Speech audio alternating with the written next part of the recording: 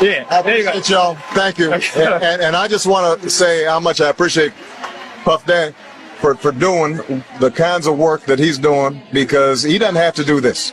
But this is part of what is important about giving back. We applaud you, and I want to apologize for not sweating, but I do this so much. I'm so cool. I just want y'all to see everybody I'm interviewing is sweating. I'm not even touching my brow. I'm so cool, and I want to apologize. I ain't trying to make you look bad or nothing like that, but I'm just so cool. We T-shirt. I tell you, if he was wearing one of those fancy designer clothes he's designing, he'd be sweating just like me. And giving everybody a light. Man, this is an unbelievable thing, man. Like everybody know, ain't no party like a Diddy party. So yeah, that's what's up. Yeah. Hey, everybody know, ain't no party like a Diddy party. So yeah, that's what's up. Yeah. That's up. He already has the keys to some pretty exclusive places, and now Sean Diddy Combs can add New York City to that list.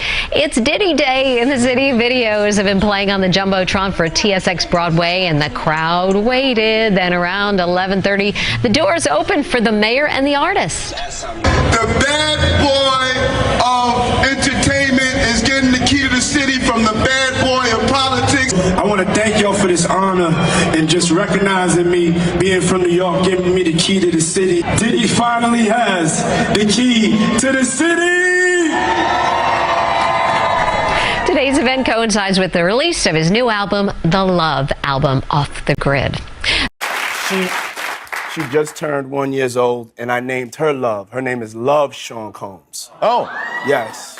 And I just released a new album, and it's called The Love Album. So love is really, could you trademark the word love and keep it for yourself? I mean, I am love. Hey, speaking of this love. This is love. I saw a guy on the internet the other day who said he used to be your security guard, who said that when you were dating J-Lo, Will Smith and Jada tried to pick her up on a threesome and you were going to beat up Will Smith. Is that true? Yo, this show has gotten crazier since the last time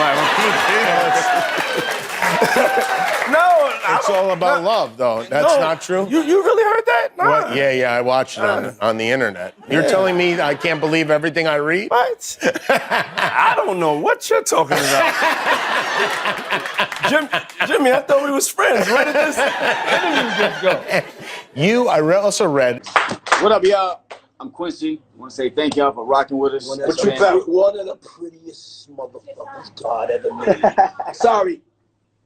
I'm a Gemini, for everybody wondering. And thank y'all so much for just, tuning in with us. We felt the energy. We saw the comments. Let's keep it going. This is, we wanted to do this to just wake everybody up in a way of just, in a loving way.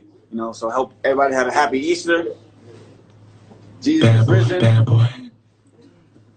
Anybody else? Yeah. Everyone, introduce yourself. My name's Ava. I'm a Scorpio. No. What's your last name? Oh, Ava Combs. What's your other last name? Ava Baroni. Ava Baroni Combs? Yes, it was breaking news. Diddy adopted a white child. I want you to tell them the story about how I adopted you. But you still have beautiful parents but you're my child also. But please tell the story. So, I was on the streets, and then Papa Combs decided that he would like to be a caring man. So then he saw me and decided to pick me up and said to come inside and play with his kids.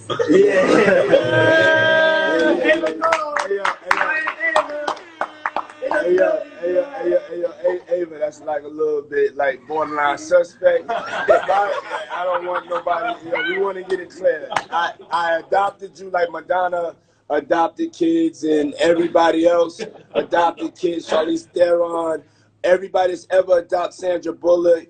I adopted you because I felt that you could, enjoy also having a black parent to take care of you and help you out.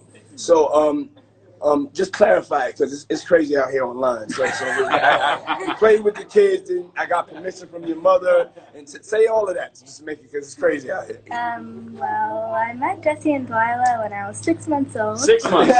And then we basically are sisters, all four of us. So. And 6 months is crazy. I always come over. Yes. And it's Ava Brioni Combs. Come on. Let's go. Hip-hop star Sean Diddy returned this honorary key to New York City after Mayor Eric Adams rescinded it. The Harlem native was awarded the key last September for acting as a role model for fellow and future New Yorkers. But Adams asked for it back after a graphic video came out that appears to show Diddy attacking his former girlfriend, R&B singer Cassie, back in 2016. Diddy faces litigation from several people accusing him of sexual assault and abuse. Sex trafficking advocate Jaco Booyens joins us now. Jaco, your sister was trafficked in the music industry. What does this story tell you now?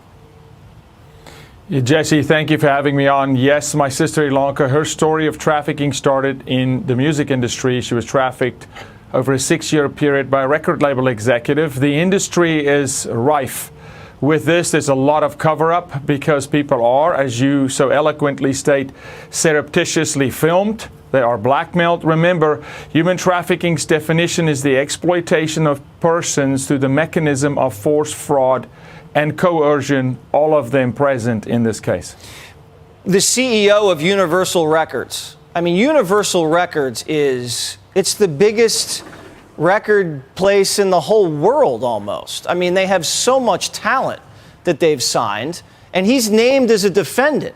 And we're not accusing him of anything. We're reading from the complaint, but he is accused of participating in acts, in sponsoring acts, in paying for acts. And how high does this go? It does go all the way to the top, Jesse, and unfortunately also all the way to the bottom. Remember, this is a crime that's fueled by demand, and the demand for sex trafficking in this country is out of control. But you talk about Universal. Remember, Universal has multiple labels underneath Universal, and something that's very interesting that's going to unravel here is when you start looking at the management companies that manage clusters of these artists. They work in groups. They ring fence themselves. They protect themselves. As Cat Williams so eloquently says, they have blackmail power on everybody. If you show up, whether you had good intentions or not, and you're at the party and there's minors in sexual activity, you're filmed, you get a knock on the door in the morning, and they tell you to hush hush, particularly politicians and executives. Yeah, politicians, executives, athletes, a lot of up-and-coming musical talent. Do you see any similarities between the Epstein situation and this? Because Epstein was mentioned in this complaint. A lot of similarities. The difference here is we're going to a place now where we never went with Harvey Weinstein. In the Weinstein case, you did not have as many people exposed and implicated.